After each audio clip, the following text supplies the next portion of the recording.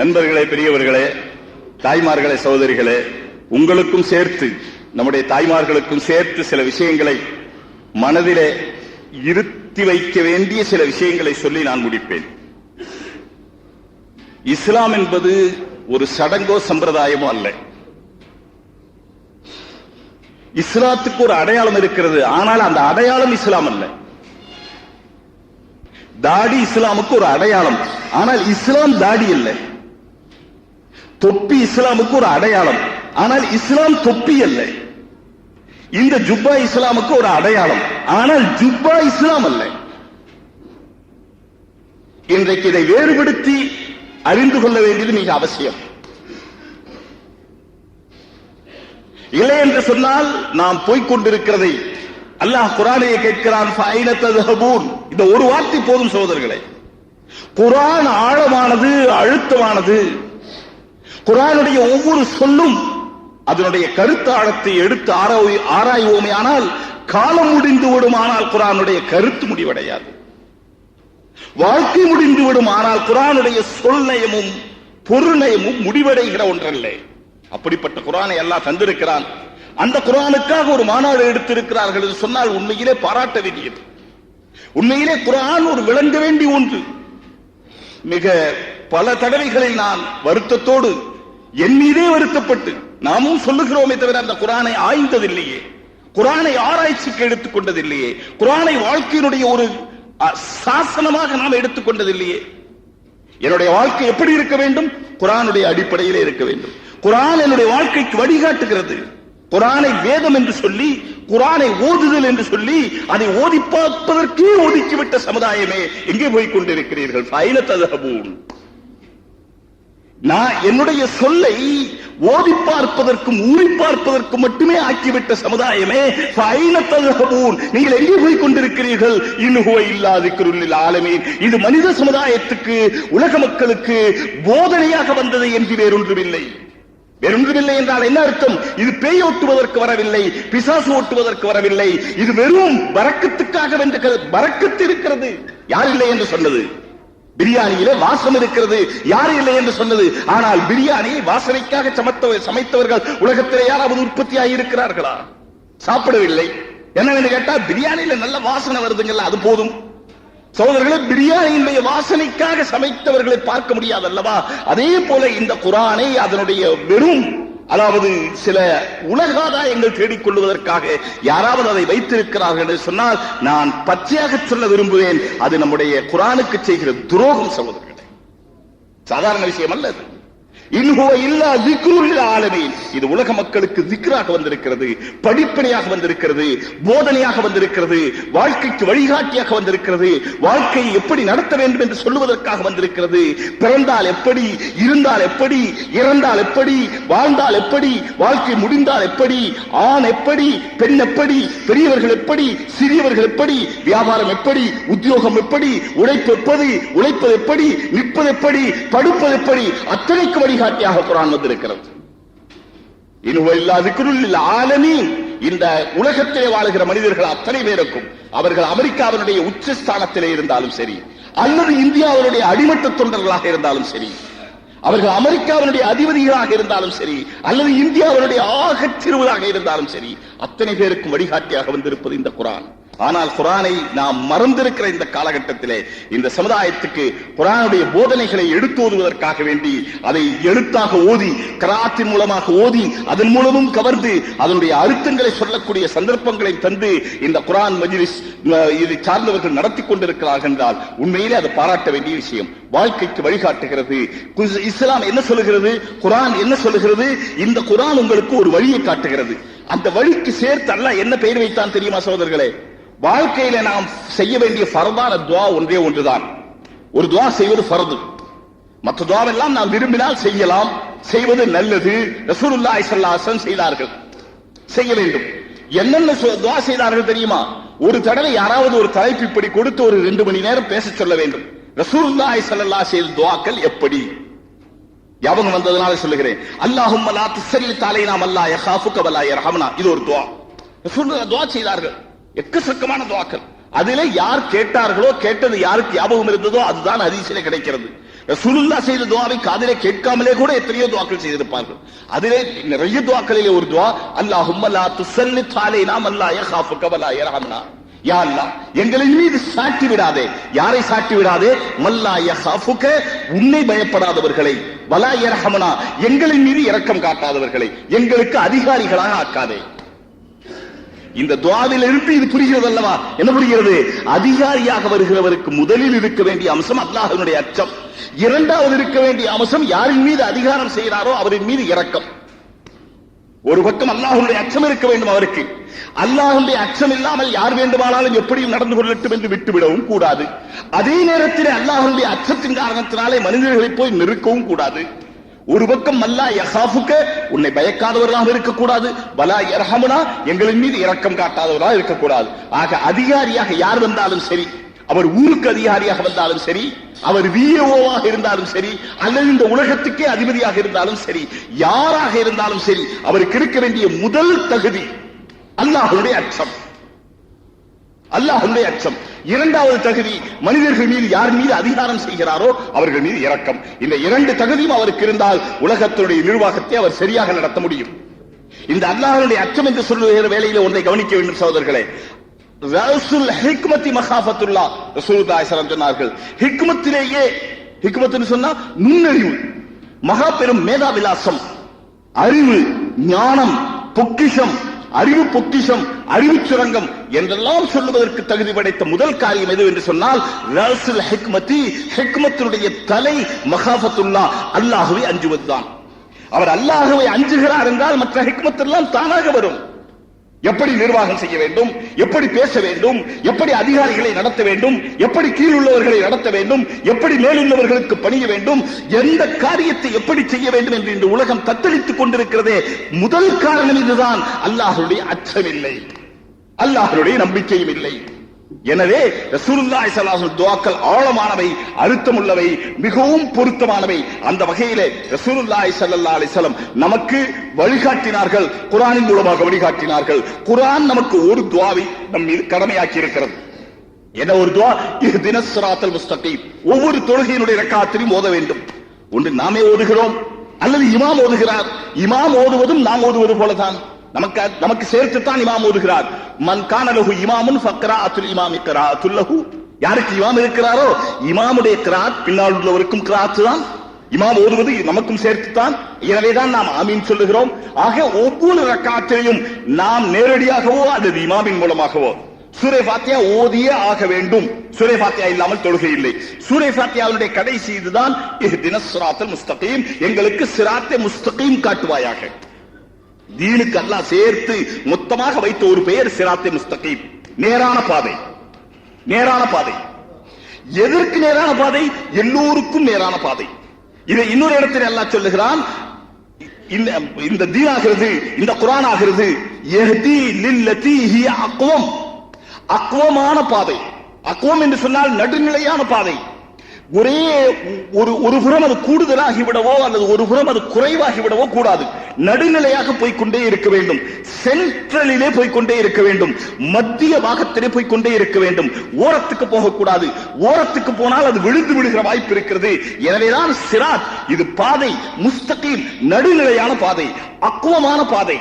அந்த பாதை யாருடைய பாதை? அன்னல் தாலைஹிம் மினன் நபிய்யீன வஸ்ஸித்தீகீன வஷ்ஷுஹதாஇ வஸ்ஸாலிஹீன். நபிமார்களுடைய பாதை, சித்தீக்களுடைய பாதை, ஷுஹதாக்களுடைய பாதை, சாலிஹீன்களுடைய பாதை.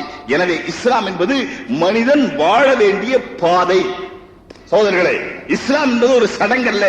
ஏதோ மஸ்ஜிதுக்கு போய் விட்டு வந்து விட்டோம், நம்முடைய வேலை முடிந்து விட்டது, மஸ்ஜிதுக்கு வெளியே வந்த பிறகு என்னுடைய வேலை முடிந்து விட்டது என்று ஒருவர் நினைப்பாரேயானால் அவருக்கும் இஸ்லாமுக்கும் சம்பந்தம் இல்லை சகோதரர்களே.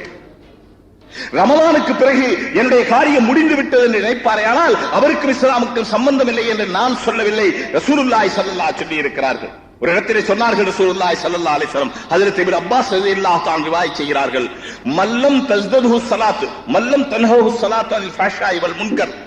யாருடைய தொழுகை கெட்ட காரியத்தை விட்டு அவரை தடுக்கவில்லையோ, யாருடைய தொழுகை கெட்ட காரியத்தை விட்டு அவரை தடுக்கவில்லையோ, லம் யஸ்தத் மினல்லாஹி இல்லா புஅதா, அவர் மார்க்கத்தை விட்டு இன்னும் தீனை விட்டு அல்லாஹை விட்டு தூரமாகிக் கொண்டே போவார். சகோதரர்களே, தாய்மார்களே கவனியுங்கள். நாம் தொழுகிறோம், ஆனால் நம்முடைய தொழுகை நம்முடைய கெட்ட காரியங்களை விட்டு தடுக்கவில்லை. அவர் வீட்டுக்கு போனவே தான் என்ன பழக்கப்படி என்ன பாவங்கள் செய்கிறாரோ அந்த பாவங்கள் செய்து கொண்டே இருக்கிறார். ஒரு தாய் வீட்டிலே தொழுகிறார், ஆனால் வீட்டிலே பாவமான காரியங்கள் செய்வதை அனுமதிக்கிறார். பார்க்கக்கூடாதவை பார்க்கவே அனுமதிக்கிறார், கேட்கக்கூடாததை கேட்பதை அனுமதிக்கிறார். வீட்டிலே குழந்தைகள் தொழுகாமல் இருப்பதை அனுமதிக்கிறார், வீட்டிலே கணவர் தொழுகாமல் இருப்பதை அனுமதிக்கிறார், வீட்டிலே சகோதர சகோதரிகள் தொழுகாமல் இருக்கிறார்கள், அல்லாஹ்வை அஞ்சாமல் இருக்கிறார்கள், அவர் மௌனமாய் இருக்கிறார் என்றால் நான் சொல்லவில்லை தாய்மார்களே, அல்லாஹ் சொல்லுகிறார், ரசூலுல்லாஹி ஸல்லல்லாஹு அலைஹி சொல்லுகிறார்கள், அவருடைய தொழுகை அவரை அல்லாஹ்வை விட்டு தூரமாக்கும் என்று சொன்னார். லம் யஸ்தத் மின் அல்லாஹி இல்லா பவதா. எனவே இஸ்லாம் என்பது தொழுகையோடு முடிந்து போகிற ஒரு சடங்கல்ல, தொழுகையே சடங்கல்ல, ஆனால் தொழுகையோடு முடிந்து போகிற சடங்கல்ல, ரமலானோடு முடிந்து போகிற காரியம் அல்ல, நோன்போடு முடிந்து போகிற காரியம் அல்ல, ஜக்காத்து கொடுத்து விட்டேன் என்னுடைய வேலை முடிந்து விட்டது, ஹஜ் செய்து விட்டேன் என்னுடைய வேலை முடிந்து விட்டது. இல்லை சகோதரர்களே, இஸ்லாம் என்பது 24 மணி நேரம் நம்மோடு சேர்ந்து இணைந்து நம்மை வாழ வைக்கிற ஒரு வழிகாட்டி. குர்ஆன் என்பது நம்மோடு சேர்ந்து 24 மணி நேரம் நம்மை வாழ வைக்கிற ஒரு வழிகாட்டி.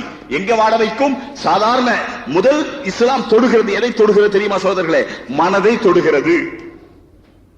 இன்றைய இஸ்லாம், அதிலும் இளைய தலைமுறையை இஸ்லாம் தொடவில்லை என்றால் மனதை மட்டும் தொடவில்லை.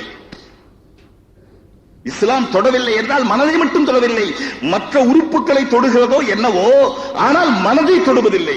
இஸ்லாம் தொட விரும்புகிறது, முதலிலே மனதை தொட விரும்புகிறது. சரித்திரத்தை புரட்டுங்கள். ரசூலுல்லாஹி ஸல்லல்லாஹு அலைஹி வஸல்லம் வாழ்ந்த காலத்துக்கு வாருங்கள். இன்று பார்க்க கூடாது, அன்றைய காலத்துக்கு வர வேண்டும். அவர்கள் பிறந்த நாடு, அவர்கள் பிறந்த தேசம், அவர்கள் பிறந்த சூழ்நிலை, உலகத்திலேயே ஆகப்பெரிய அக்கிரமங்கள் நடந்து கொண்டிருந்த, அனாச்சாரங்கள் நடந்து கொண்டிருந்த சூழ்நிலை மக்காவுடைய சூழ்நிலை. சொல்லித் தெரிய வேண்டியதில்லை. பெற்றெடுத்த குழந்தைகளை, தங்களுடைய பெண்களை, பெண் குழந்தைகளை உயிரோடு புதைக்கிறார்கள் என்றால் எப்படிப்பட்ட கல்வனமாக இருந்திருக்க வேண்டும். பஞ்சமா பாதகங்கள் என்று சொல்லக்கூடிய அத்தனை காரியம் இருந்த காலத்திலே ரசூலுல்லாஹி ஸல்லல்லாஹு அலைஹி வஸல்லம் பிறந்தார்கள். ஆனால் பிறந்து அவர்களுக்கு வியாபாரத்தை பற்றியோ மற்றதை பற்றியோ எப்படி வியாபாரம் செய்ய வேண்டும் என்றெல்லாம் சொல்லி இருக்கிறார்கள். ஆனால் அத்தனையும் நீங்கள் ஆராய்ச்சி செய்வீர்களே, ஆனால் மனிதர்கள் நல்லவர்களாக ஆக வேண்டும் என்ற முயற்சி தான் அவர்களுடைய முழு வாழ்க்கையினுடைய முயற்சி. மனிதர்களை தொட்டார்கள், மனிதர்களுடைய இதயங்களை தொட்டார்கள். முதலிலே சொன்னார்கள், லா இலாஹ, எந்த சக்தியும் எதையும் செய்வதில்லை, செய்வதானால் அல்லாஹ் செய்கிறான். முதல் அனாச்சாரம் இதுதான், அல்லாஹ்வை விட்டுவிட்டு வேறொன்றை நம்புவது. சகோதரர்களே, 2 விஷயங்கள் இருக்கிறது. ஒன்று ரப்பாக அல்லாஹ்வை ஏற்றுக்கொள்வது, அதுவும் கட்டாயம். அத்தௌஹீத் ஃபிர் ருபூபிய்யத், நம்முடைய ரப் அல்லாஹ், இது ஒன்றும் கட்டாயம்.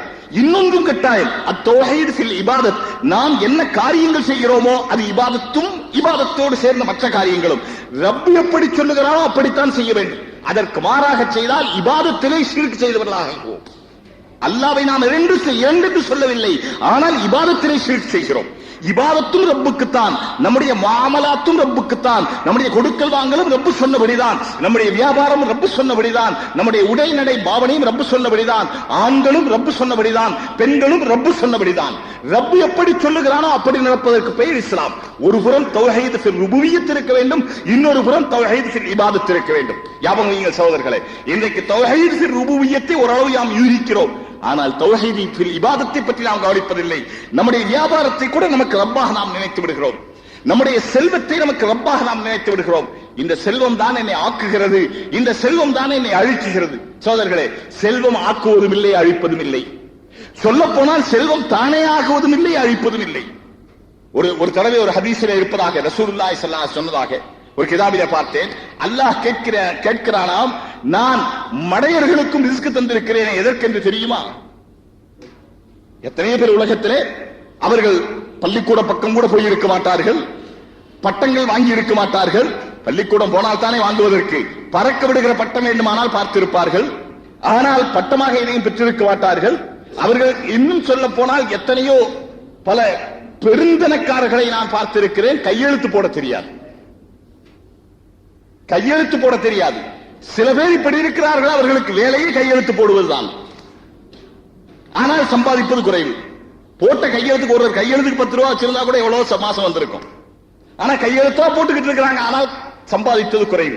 இவருக்கு கையெழுத்து போட தெரியாது, ஆனால் இவரிடத்திலே ஏராளமான பேர் கையெழுத்து போடுகிறவர் வைத்திருக்கிறார், ஏராளமான பட்டதாரிகள் அவருக்கு கீழே வேலை செய்கிறார். இவர் பட்டத்தை பார்த்தவரே இல்லை, எப்படி ரிஸ்க் கிடைத்தது? இவர் என்ன அவ்வளவு அறிவாளியா? அல்லாஹ் கேட்கிறானாம், நான் அஹ்மக்குகளுக்கு ஏன் ரிஸ்க் தருகிறேன் தெரியுமா? அஹ்மக் என்று சொன்னால் மடையர்கள், அவர்களுக்கு உலகத்தை பற்றி ஒன்றுமே தெரியாது, ஆனாலும் பெரிய செல்வந்தர்கள். ஏன் தருகிறேன் தெரியுமா? ஹத்தா யாலமல் ஆக்கில அன்ன ரிஸ்க் லைஸ பி இஹ்தியாலின். அறிவுள்ளவர்கள் தெரிந்து கொள்வதற்காக ரிஸ்க் தங்களுடைய திறமையை கொண்டு வருவதில்லை என்று புரிந்து கொள்ளட்டும் என்பதற்காக நான் மடையர்களுக்கு ரிஸ்க் கொடுத்திருக்கிறேன். அறிவுள்ளவர்கள் புரிந்து கொள்ள வேண்டும், ரிஸ்க்குக்கும் அறிவுக்கும் சம்பந்தம் இல்லை. அதனாலே அறிவு வேண்டாம் என்று சொல்வதில்லை. அறிவு என்பது வேறு, இரணம் என்பது வேறு. அறிவு என்பது வேறு, சூர் என்பது வேறு. சக்தி என்பது வேறு, இரணம் என்பது வேறு. அல்லாஹ் கொடுத்தால் தானே. நான் அடிக்கடி சொல்லுவதுண்டு, காரிலே போகிறார், விருந்துக்கு போகிறார், காரிலே போகிறார், விருந்துக்கு போகிறார். கல்யாண வீட்டிலே ஒரு நேர சாப்பாடு 123 ரூபாய். ஒரு நேர சாப்பாடு 123 ரூபாய். போய் முதலாளியும் சாப்பிடுகிறார். டிரைவருக்கு போன உடனே சொல்லி இருப்பாரு, பாப்பா நீ முதல்ல சாப்பிட்டு வந்து காரில் உட்கார்ந்துக்க. ஏன்னா இவர் போகும்போது டிரைவர் சாப்பிட்டு இருக்கணுமா இல்லையா? சாப்பிடாம மயக்கம் போட்டு விழுந்து இருந்தா இவர் எப்படி வீட்டுக்கு போய் சேவார்? அதனால டிரைவருக்கு தெரியும், முதலாளி போறதுக்கு முன்ன அவர் போய் சாப்பிட்டு வந்திருப்பார். யாராவது கேட்டா நான் இந்த கார் டிரைவர் சொல்லுவார், உடனே விட்டுருவாங்க. இப்ப அந்த பக்கம் எஜமான் உட்கார்ந்து சாப்பிட்டுக் கொண்டிருக்கிறார், கோடீஸ்வரர். இந்த பக்கம் என்ன சாப்பிட்டுக் கொண்டிருக்கிறார்? அந்த கார் டிரைவர் சாப்பிட்டுக் கொண்டிருக்கிறார். இந்த கார் டிரைவர் என்ன சாப்பிடுகிறார்? அந்த 123 ரூபாய் சாப்பாட்டை 2 மடங்கு சாப்பிடுறார் போல இருக்கு. அவ்வளவு சிக்கன், அவ்வளவு மட்டன், பிறகு என்னங்க இருக்கு அதுக்கு? அந்த சாப்பாட்டை தள்ளுறதுக்கு என்னென்னவோ புளி வகை, இனிப்பு வகை, அந்த வகை, இந்த வகை, கடைசியில வாழைப்பழம். அவர் டிரைவர் சாப்பிட்டது 8 வாழைப்பழம் தான். கடைசியில இந்த பக்கம் வைக்க சொன்னார், இந்த பக்கம் வைக்க சொன்னார், இப்படி மாத்தி 8 வாழைப்பழம். இவர் முதலாளி என்ன சாப்பிடுறாரு தெரியுங்களா? எஜமான், நான் கொஞ்சம் டயட் கண்ட்ரோல், அதனால எனக்கு வெஜிடேரியன் கொடுங்க. அந்த வெஜிடேரியன்ல எந்த வாசம், நெய் வாசம் இருக்கக்கூடாது, தயிர் வாசம் இருக்கக்கூடாது, பால் வாசம் இருக்கக்கூடாது, எந்த வாசனையும் இருக்கக்கூடாது. நான் சொல்லுவேன், இதுக்கு பதிலாக வைக்கப்புல்லு சாப்பிடலாம்.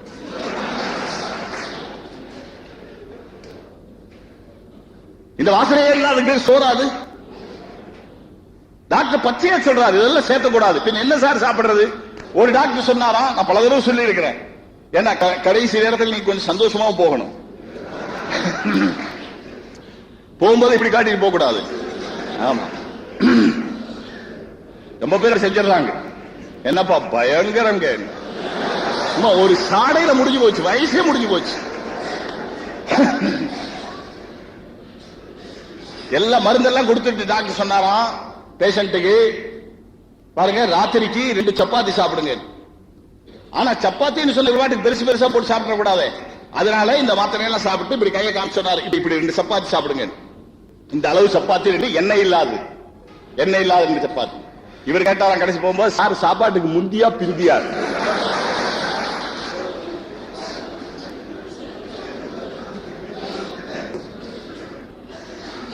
உண்மையில நீங்க நல்லா யாருக்கு குறை நினைச்ச கூடாது. எனக்கு டாக்டர் தான் சொல்றாரு, எனக்கு தான் சொல்றாரு டாக்டர்.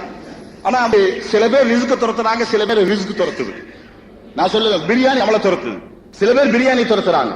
எங்க போனாலும் இப்ப கூட ஒரு ஜெயலலிதா சாப்பிட்டா ராத்திரிக்கு ஒண்ணுமே வேணாம், வெறும் வெஜிடேரியனா, ஆமா சும்மா கொஞ்சம் போற இடத்துல எல்லாம் கமல துரத்துது. ஆனால் சோதரர்களை ஒன்னாவது இருக்கு, நம்ம சாப்பிட்டுக்கிறோம், எல்லாம் வைக்கிறது நாடுது. சில சமயத்தில் வியாதிக்காரங்களுக்கு ஒரு சுப செய்தி சொல்றேன். ஹதீஸ் ஞாபகத்தில் இல்லை, எனக்கு இபாரத்தை வாசனை ஞாபகத்தில் இல்லை, ஆனா ஒரு சுப செய்தி.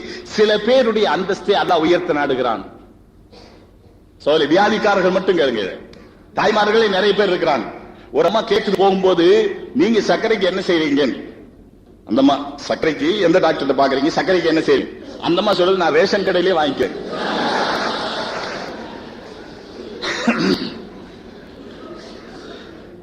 அவ்வளவு ஃபேமஸ் ஆயிடுச்சு சர்க்கரை. சாதாரண சர்க்கரை ஏன் செய்யணும், எல்லாருக்கும் வழங்க சர்க்கரைக்கு என்ன மாதிரி செய்றீங்க, அந்த அளவுக்கு ஃபேமஸ் ஆயிடுச்சு. இப்ப பொம்பளை பேசிக்கிறாங்க, அந்த அம்மாக்கு ஹை பிரஷரா, இந்த அம்மாக்கு லோ பிரஷரா. ஏபிசிடி தெரியாது, ஆனா ஹை லோ தெரியும், சுகர் தெரியும், டயபிட்டிஸ் தெரியும், இதெல்லாம் தெரியும். எல்லாம் ஏன்னா காலம் அப்படி இருக்கு. அப்படி பெண்கள்லயும் நிறைய பேர் வியாதியஸ்தர் இருக்கிறாங்க. பிரஷர்காரங்க, சுகர்காரங்க, சால்காரங்க. ஆக மொத்தத்துல நம்ம ஈரோடு உமர் ஃபாரூக் சொல்லுவாரு, ஒரு மளிகை கடையே உள்ள இருக்கு. சர்க்கரை, உப்பு, அது இது. இப்ப உப்பு பஞ்சம் வர போகுது, உப்பு உடல்ல இருந்தா நல்லது. இதெல்லாம் இருக்கு. இந்த அம்மாவுக்கு நான் சொல்ல வர்றேன், யாருக்கு வியாதி இருக்கோ தாய்மார்களை நீங்க கொஞ்சம் கேளுங்க. சில பேருடைய அந்தஸ்தை அல்லாஹ் உயர்த்த விரும்புகிறான், ஆனால் அவர்களிடத்தில் அப்படிப்பட்ட அமல்கள் இல்லை. அந்தஸ்து உயர்த்துவதற்கு அமல்கள் வேண்டும் அல்லவா? அமல்கள் இல்லை. என்ன செய்வது? அல்லாஹ் பார்க்கிறான், இவருக்கு ஒரு நீண்ட வியாதியை கொடுத்து விடுகிறான். அந்த வியாதியிலே அவரை சபர் செய்ய வைக்கிறான். அதன் காரணமாக அவர்களுடைய அந்தஸ்தை அல்லாஹ் உயர்த்தி ஆக்குகிறான். வியாதியஸ்தர்களை சபர் செய்யுங்கள். மூமினுடைய இரண்டு காலம் நல்லது.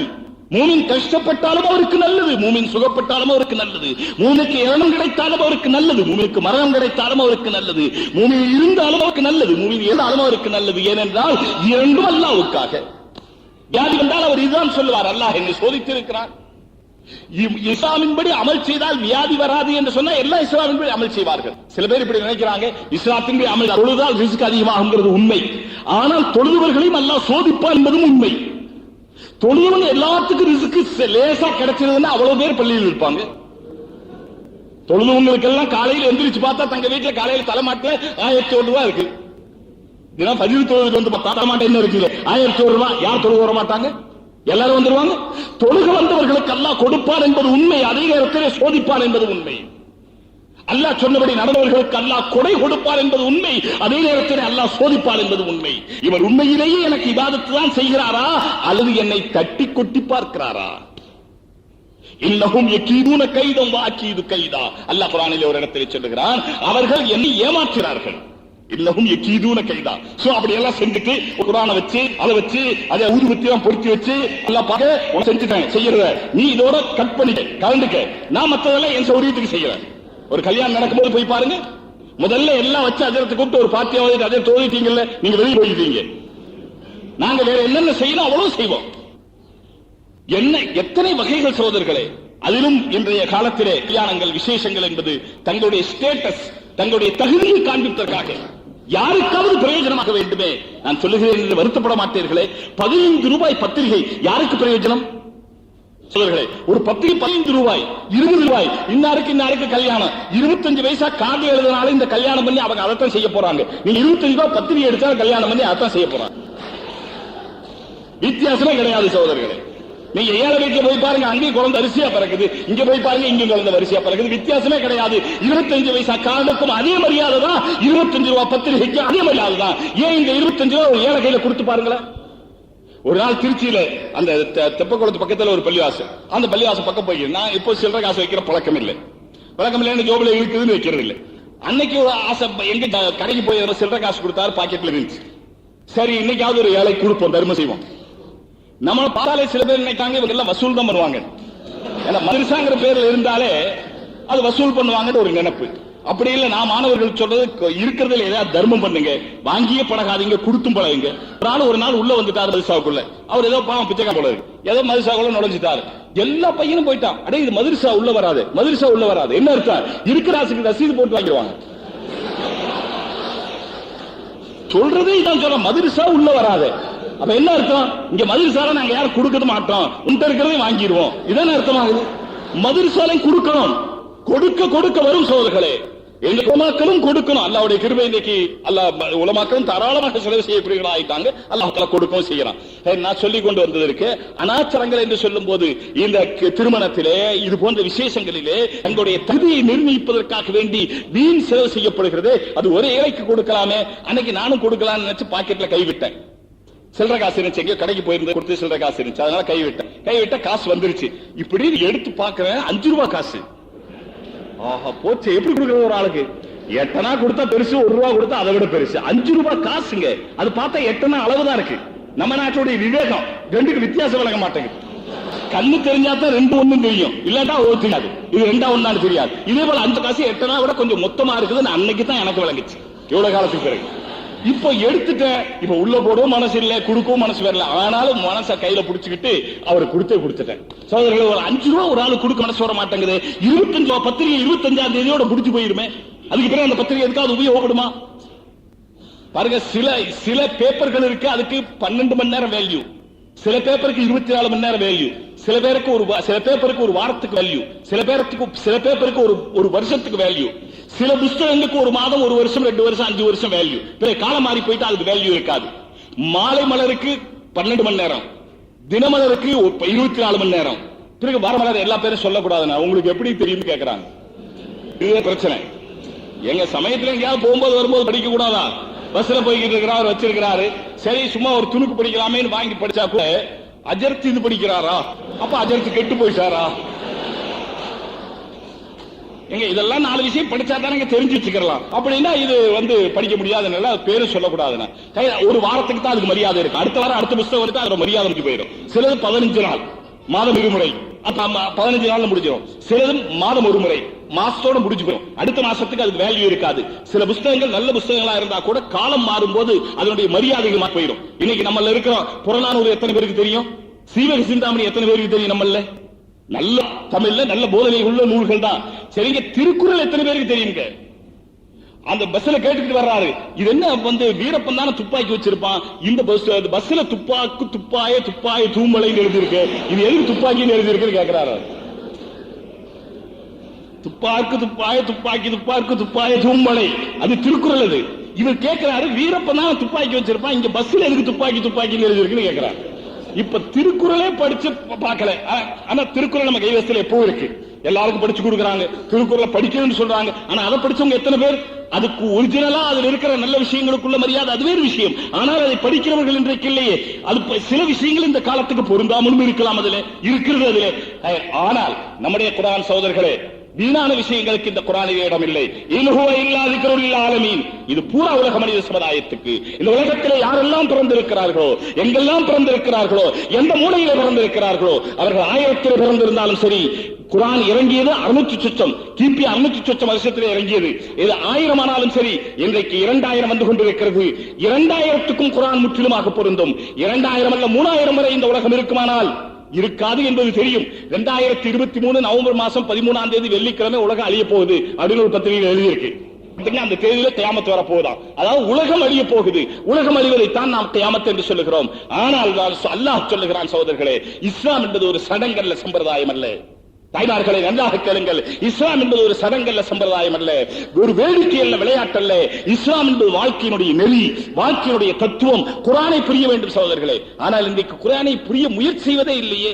குர்ஆனை நேரடியாக அரபியிலே புரிவது பாருங்க, நேரடியாக அரபியில புரியறதுக்கும் அதை தமிழில் மொழிபெயர்த்து புரியறதுக்கு இடையிலே ரொம்ப வித்தியாசப்பட்டது. சரி, இப்ப அது சொல்ல நேரம் இல்லை, அது அங்கே இருக்கட்டும்.